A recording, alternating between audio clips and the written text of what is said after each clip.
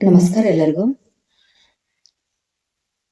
ಇವತ್ತೊಂದು ಕೊಡುವಂಥ ರೆಮಿಡಿ ಏನಂದರೆ, ಇವಾಗ ನಾವು ಏನು ಮಾಡಿರ್ತೀವಿ, ಎಲ್ಲ ಮಂತ್ರಪಠನ ಮಾಡಿರ್ತೀವಿ, ಒಂದಷ್ಟು ತಂತ್ರ ಭಾಗದ ರೆಮಿಡಿಗಳನ್ನು ಮಾಡ್ಕೊಂಡಿರ್ತೀವಿ.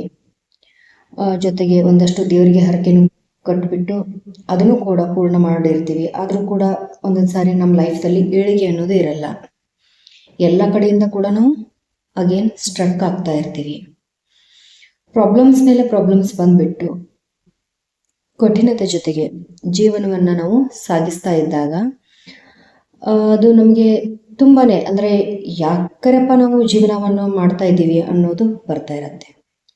ಎಲ್ಲಿ ನಮಗೆ ಒಂದು ಗೋಲ್ಡನ್ ರೇಸ್ ಸಿಕ್ಬಿಟ್ರೆ ಸಾಕು, ನಾಳಿನ ದಿನ ಇವತ್ತಿನ ದಿನ ಹೇಗೋ ಹೋಗ್ಬಿಟ್ಟು ನಾಳಿನ ದಿನ ನಮ್ಗೆ ಚೆನ್ನಾಗಿದ್ರೆ ಸಾಕು ಅನ್ನೋ ಲೆವೆಲ್ಗೆ ಬಂದುಬಿಟ್ಟಿರ್ತೀವಿ. ಅಂಥ ಟೈಮ್ದಲ್ಲಿ ನಮಗೆ ಪರಿಹಾರಾರ್ಥವಾಗಿ ಒಂದು ಬುಕ್ ಬರುತ್ತೆ. ಅದೇನೆಂದರೆ ಗುರುಚರಿತ್ರೆ, ದತ್ತಾತ್ರೇಯವರ ಚರಿತ್ರೆಗಳು.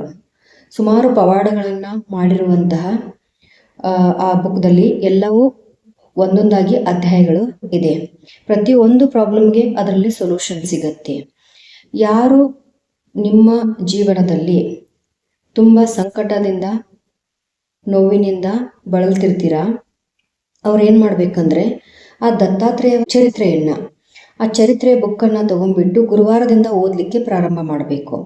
ಅದನ್ನು 53 ಅಧ್ಯಾಯಗಳವರೆಗೂ ಕಂಪ್ಲೀಟ್ ಮಾಡಬೇಕು. ಆವಾಗ ನಿಮಗೆ ಒಂದು ಅಲ್ಟಿಮೇಟ್ ಆದಂತಹ ಮಿರಾಕಲಸ್ ರಿಸಲ್ಟ್ ಸಿಗತ್ತೆ.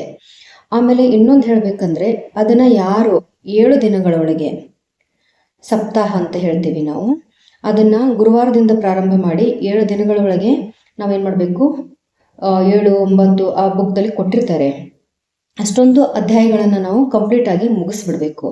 ಓದಿ ಮುಗಿಸಿದ ನಂತರ ನಮ್ಗೆ ಏನಾಗತ್ತಂದರೆ, ಏನೋ ಒಂದು ನಮ್ಮ ಲೈಫ್ದಲ್ಲಿ ಚೇಂಜಸ್ ಆಗಲಿಕ್ಕೆ ಸ್ಟಾರ್ಟ್ ಆಗಿಬಿಡತ್ತೆ. ಅದು ರಿಸಲ್ಟ್ ನಮಗೆ ಸಿಗತ್ತೆ. ಒಂದು ಶ್ರದ್ಧಾ ಮತ್ತು ಭಕ್ತಿಯಿಂದ ನಾವು ಓದಬೇಕು. ಮತ್ತು ದಿನಂಪ್ರತಿ ನಮ್ಮ ಲೈಫ್ದಲ್ಲಿ ಬರುವಂತಹ ಕಠಿಣತೆಗಳಿಗೆ ಇದು ಅಧ್ಯಾಯ ಓದಿ ಮುಗಿಸೋದು ಇದು ಒಂದು ಬೇರೆ ಪಾರ್ಟು. ಆಮೇಲೆ ದಿನಂಪ್ರತಿ ನಾವು ಅದರಲ್ಲಿರುವಂಥ 2 ಅಧ್ಯಾಯಗಳನ್ನು ಕಂಪಲ್ಸರಿ ಓದಬೇಕಾಗತ್ತೆ. ಫಸ್ಟ್ ಆಫ್ ಆಲ್ ಅದರಲ್ಲಿ ಬರುವಂಥ 14ನೇ ಅಧ್ಯಾಯ. 14ನೇ ಅಧ್ಯಾಯ ಇದು ಸಂಕಟದಿಂದ ಮುಕ್ತಿಯನ್ನು ಕೊಡುವಂಥದ್ದು. ಎಂಥದ್ದು ಪ್ರಾಬ್ಲಮ್ ಇರಲಿ, ದಿನಂಪ್ರತಿ ನಾವು ಗುರುವಾರದಿಂದ ಸಂಕಲ್ಪ ಮಾಡಿಕೊಂಡು ಅಧ್ಯಾಯವನ್ನು ಓದಲಿಕ್ಕೆ ಸ್ಟಾರ್ಟ್ ಮಾಡಿದರೆ, ಯಾವುದು 14ನೇ ಅಧ್ಯಾಯ ಗುರುಚರಿತ್ರೆಯಲ್ಲಿ ಬರುವಂತಹ 14ನೇ ಅಧ್ಯಾಯವನ್ನು ನಾವು ಓದುವುದರಿಂದ ಡೇ ಬೈ ಡೇ ಪ್ರಾಬ್ಲಮ್ಸ್ಗಳು ನಮಗೆ ಸಾಲ್ವ್ ಆಗಲಿಕ್ಕೆ ಸ್ಟಾರ್ಟ್ ಆಗುತ್ತೆ. ಏನೋ ರಿಲೀಫ್ ಅನಿಸ್ಲಿಕ್ಕೆ ಸ್ಟಾರ್ಟ್ ಆಗುತ್ತೆ.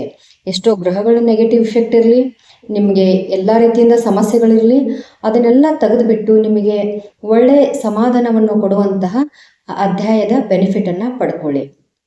ಜೊತೆಗೆ ಏನಾಗುತ್ತೆ, ಒಂದಷ್ಟು ಜನರಿಗೆ ದುಡ್ಡದ ರಿಲೇಟೆಡ್ ಸಮಸ್ಯೆ ಇರುತ್ತೆ.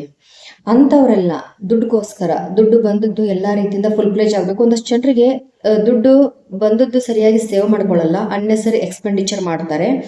ಆಮೇಲೆ ಮತ್ತು ದುಡ್ಡು ಸಲುವಾಗಿ ಪರದಾಡ್ತಾ ಇರ್ತಾರೆ, ಸಾಲದ ಮೇಲೆ ಸಾಲನೆ ಮಾಡ್ಕೋತಿರ್ತಾರೆ. ಅದು ಅವ್ರ ಗ್ರಹಗತಿ ಕಾರಣ, ಮತ್ತು ಅವ್ರ ಹತ್ರ ಕರೆಕ್ಟಾಗಿ ಅದನ್ನು ಯಾವ ರೀತಿ ನಡ್ಸ್ಕೊಂಡು ಹೋಗ್ಬೇಕು ಅನ್ನೋದು ಒಂದು ಇದು ಇರಲ್ಲ, ಸೇವಿಂಗ್ ಕಾನ್ಸೆಪ್ಟ್ ಇರಲ್ಲ. ಹೀಗಾಗ್ಬಿಟ್ಟು ಸಫರ್ ಆಗ್ತಿರ್ತಾರೆ. ಆ ಟೈಮಲ್ಲಿ ಅವರು ಕೂಡ ಏನು ಮಾಡಬೇಕಂದ್ರೆ, ಇಲ್ಲಿ ಬರುವಂತಹ ಗುರುಚರಿತ್ರೆಯಲ್ಲಿ ಬರುವಂತಹ 18ನೇ ಅಧ್ಯಾಯ ನಮಗೆ ಎದಕ್ಕೆ ಹೆಲ್ಪ್ ಆಗತ್ತಂದರೆ, ಈ ಫೈನಾನ್ಸಿಯಲ್ ಪ್ರಾಬ್ಲಮ್ಸಿಂದ ನಮ್ಮನ್ನು ಆಚೆ ತರುತ್ತೆ. ಮತ್ತು ದಿನಂಪ್ರತಿ ನಾವು ಓದಲಿಕ್ಕೆ ಸ್ಟಾರ್ಟ್ ಮಾಡಿದಾಗ ಯಾವುದಕ್ಕೂ ಕಮ್ಮಿ ಅನ್ನೋದು ಇರಲ್ಲ. ರಿಲೇಟೆಡ್ ನಿಮಗೆ ಇದು ಮನೆಯನ್ನು ನಡೆಸಲಿಕ್ಕೆ ಡೇ ಟು ಡೇ ಆ್ಯಕ್ಟಿವಿಟಿ ಸಲುವಾಗಿ ಬೇಕಾದಂಥ ವಸ್ತುಗಳಿರ್ಬೋದು, ಅಂದರೆ ಗ್ರೋಸರಿ ಐಟಮ್ಸ್ ಕೂಡ ಶಾರ್ಟೇಜ್ ಇರಲ್ಲ, ಆಮೇಲೆ ಫೈನಾನ್ಸ್ ಕೂಡ ಶಾರ್ಟೇಜ್ ಇರಲ್ಲ. ನೀವು ಓದಲಿಕ್ಕೆ ಸ್ಟಾರ್ಟ್ ಮಾಡಿಬಿಟ್ಟು 3 ಮಂತ್ಸಲ್ಲಿ ನಿಮಗೆ ಎಲ್ಲ ರೀತಿಯಿಂದ ನಿಮಗೆ ಚೇಂಜಸ್ ಅನಿಸ್ಲಿಕ್ಕೆ ಸ್ಟಾರ್ಟ್ ಆಗುತ್ತೆ. ದುಡ್ಡದ ಕೊರತೆ ಏನಿದೆಯಲ್ಲ ಅದು ಕ್ರಮೇಣವಾಗಿ ಕಮ್ಮಿ ಆಗಿಬಿಟ್ಟು ನಿಮ್ಮ ಹತ್ರ ದುಡ್ಡು ಇರ್ಲಿಕ್ಕೆ ಸ್ಟಾರ್ಟ್ ಆಗುತ್ತೆ. ಇಷ್ಟೊಂದು ನೀವು ಶ್ರದ್ಧೆ ಭಕ್ತಿಯಿಂದ ಓದ್ಬಿಟ್ಟು ದತ್ತನ ಮೇಲೆ ಒಂದು ಶ್ರದ್ಧಾ, ಅಂದರೆ ಇದು ಆಗತ್ತೆ ನನ್ನ ಕೆಲಸ ಅಂತ ತಿಳ್ಕೊಂಡ್ಬಿಟ್ಟು ನೀವು ಮಾಡಿದ್ದೆ ಆದರೆ ನಿಮಗೆ ಯಾವುದೇ ಡೌಟ್ ಇಲ್ದಲೆ ನಿಮಗೆ ಅದರ ಫಲ ಸಿಗತ್ತೆ. ಮಾಡುವಾಗ ಏನಾದರೂ ನೀವು ಒಂದಷ್ಟು ಮನಸ್ಸಿನಲ್ಲಿ ಒಂದು ಇಟ್ಕೊಂಡ್ಬಿಟ್ಟು ಆಗತ್ತೆ ಅಂತ ಡೌಟ್ ಇಟ್ಕೊಂಡು ಮಾಡಿದರೆ ಯಾವುದೂ ಕೂಡ ಆಗಲ್ಲ. ಅದಕ್ಕೆ 18ನೇ ಅಧ್ಯಾಯವನ್ನು ನಾವು ಸಂಕಲ್ಪಪೂರ್ವಕವಾಗಿ ದುಡ್ಡಿಗೋಸ್ಕರ ನಾವು ಅದನ್ನು ಪೂಜೆ ಮಾಡಿಬಿಟ್ಟು ಅದರ ಜೊತೆಗೆ ಆ ಅಧ್ಯಾಯವನ್ನು ಓದುವುದರಿಂದ ಅದರ ರಿಸಲ್ಟ್ ಅಂತೂ ಬಂದೇ ಬರುತ್ತೆ. ಯಾರಿಗೂ ಫೈನಾನ್ಷಿಯಲ್ ಶಾರ್ಟೇಜ್ ಇರಲಿಕ್ಕೆ ಸಾಧ್ಯನೇ ಇಲ್ಲ. ಪ್ರತಿಯೊಬ್ಬರು ಗುರು ಚರಿತ್ರೆಯಲ್ಲಿ ಬರುವಂತಹ 14 ಮತ್ತು 18ನೇ ಅಧ್ಯಾಯವನ್ನು ದಿನಂಪ್ರತಿ ಓದಲಿಕ್ಕೆ ಸ್ಟಾರ್ಟ್ ಮಾಡಿ ನಿಮ್ಮ ಲೈಫ್ದಲ್ಲಿ ಬರುವಂತಹ ಎಲ್ಲ ಸಮಸ್ಯೆಗಳನ್ನು ದೂರ ಮಾಡ್ಕೊಳ್ಳಿ. ಜೊತೆಗೆ ಫೈನಾನ್ಷಿಯಲ್ ಪ್ರಾಬ್ಲಮ್ಸ್ ಏನಿದ್ರು ಕೂಡ 18ನೇ ಅಧ್ಯಾಯದಿಂದ ಅದನ್ನು ಪರಿಹರಿಸ್ಕೊಳ್ಳಿ.